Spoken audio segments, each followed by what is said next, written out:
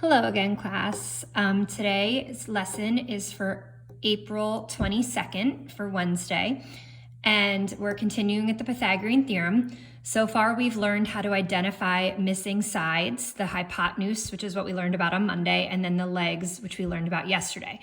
Today, we're going to use the Pythagorean Theorem to prove that a triangle is a right triangle by using something called the converse of the Pythagorean Theorem. So essentially what the converse of the Pythagorean theorem means is that if the Pythagorean theorem is proven true, so if a squared plus b squared equals c squared, then it's a right triangle. If c squared is less than a and b squared, it's going to be an acute triangle, smaller than a right triangle, have an angle less than 90 degrees. And if c squared is greater than a squared plus b squared, it would be an obtuse triangle. We're not too worried about that. I just wanted to show you that because that might be something you need in 9th grade. Today, we're actually really just focused on either saying yes or no. It is a right triangle because the Pythagorean theorem is true, or no, it is not a right triangle because the Pythagorean theorem is not true. So we're going to start with our first example. I'm going to read the question out loud. Katya is buying edging for a triangular flower garden she plans to build in her backyard. If the lengths of the 3 pieces of edging that she purchases are 13 feet, 10 feet, and 7 feet, will the flower garden be in the shape of a right triangle? So the first step I always want us to start with is to try to figure out what numbers are hypotenuse. And remember, the hypotenuse has to be the biggest side. So we have, or the longest side. We have 13, 10, and 7. And hopefully we can all figure out the biggest number there is 13. So even though that number was given first, that's actually going to be the last number we write down in our Pythagorean theorem. So we're going to set up the Pythagorean theorem, which we did right here. 10 squared plus 7 squared equals 13 squared. And we're basically going to see, is that true? So hopefully we can all do 10 times 10 in our heads, but you can always use a calculator if you need it. 10 times 10 is 100.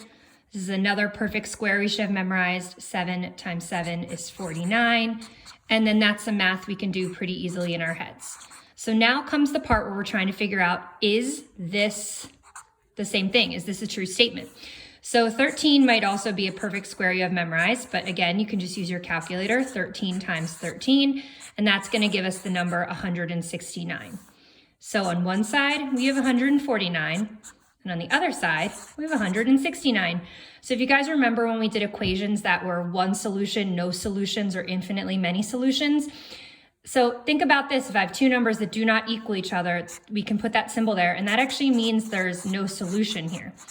And if this is a no solution problem, if this is false, the answer is no, this will not be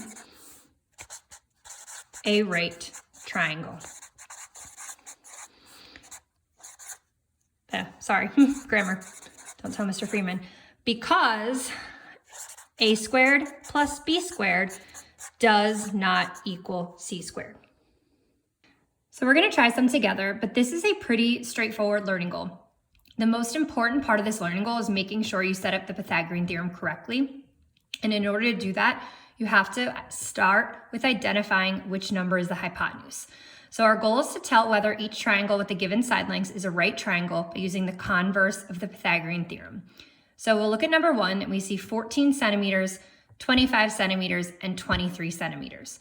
First step is to figure out which one is the longest, and that will be the 25. So we're going to set up the Pythagorean theorem right here. We have 14 squared plus 23 squared equals 25 squared, and we're going to see if this is true. So in our calculators, we can do 14 times 14, and that's actually was something on my perfect square poster, so I still have that one memorized, 196. 23 squared, which is definitely something I would use a calculator for. 23 times 23 happens to be 529. And let's see what 25 times 25 is, and that is 625. So now our goal is to see, is this true? So we have to add these up. So again, you can use your calculator, or you can do it by hand. 196 plus 529 actually gives us 725. And is that equal? hopefully we can see that no, it is not. So the answer for this will be no. And we're gonna be shorthand here because a squared plus b squared does not equal c squared. Okay, so this is not a right triangle. Okay, so that's what this no means. Not a right triangle. Okay, actually, because this is greater, it actually means it's an obtuse triangle. We're not worried about that. Okay, so we're gonna look at the second one now. 45 feet, 36 feet, and 27 feet. And we have to always start with step one, identifying the hypotenuse. And we gotta scan which one is the biggest number, beep, beep, beep. 45 is gonna be that biggest number, so that's the number we're gonna write last. That's our hypotenuse. So we're gonna set up the Pythagorean theorem. Doesn't really matter the order of A and B. I wrote it 36 squared plus 27 squared equals 45 squared. So if we take a look, 36 squared, put that in our calculator, we get this number. 27 squared, put that in your calculator, 27 times 27, and we get this. And 45 times 45 gives us that. Okay, so now we're gonna add these two numbers up. Again, in our calculator, you can use your cell phones, you can use Google calculator, computer calculator, anything. 126 plus 729. Take a beat in case you guys are awesomely doing this with me. And we'll see what we get here. And look at that. Do those match? Yes, they do. So the answer is yes, this is a right triangle. Because a squared plus b squared equals c squared. So I'm gonna try to give you guys a chance to try 3 and 4 on your own, and then I'll reveal the answers, because this is such a simple learning goal that I hope at this point, if you're watching, you've caught on. So for number 3, we have 16 inches, 34 inches, and 30 inches. And we do have to identify the biggest one, and that's gonna be 34. For number 4, we have 21 millimeters, 11 millimeters, and 18 millimeters. We have to scan the biggest one, the longest side, which is the hypotenuse, is gonna be 21. So I'm gonna give you guys a second to look at these two problems the way they're set up. Hopefully you can see them. And I'm gonna give about a minute to see if you guys can try it on your own. Remember that your goal is to say either yes, this is a right triangle, or no, this is not a right triangle.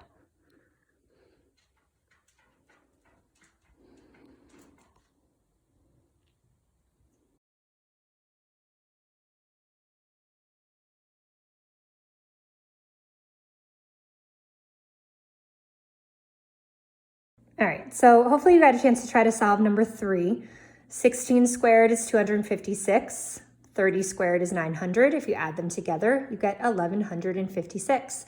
And if we take the square root of 34, you're also gonna see that that gives you 1156. They do equal each other, so yes, this is a right triangle because a squared plus b squared does in fact equal c squared. So now if we look at number 4, 11 squared plus 18 squared. 121 plus 324, and 21 squared is 445. Well, if we add these two up, we actually get 441. They're not equal, so no, this is not a right triangle. So hopefully this is something you're able to figure out how to do, and hopefully the assessment and practice will be simple. Remember that you might get tricked because the hypotenuse might not be given to you in the correct order.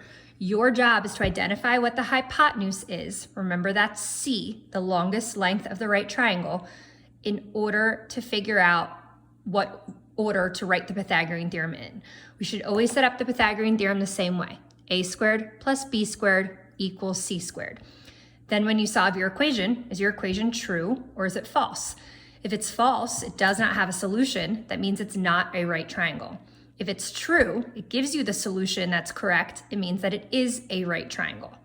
So I want you to please attempt the practice, and then your goal is to try the 5-question assessment. Please let me know if you have any questions. You can send me an email, and I'll be leaving feedback on your work.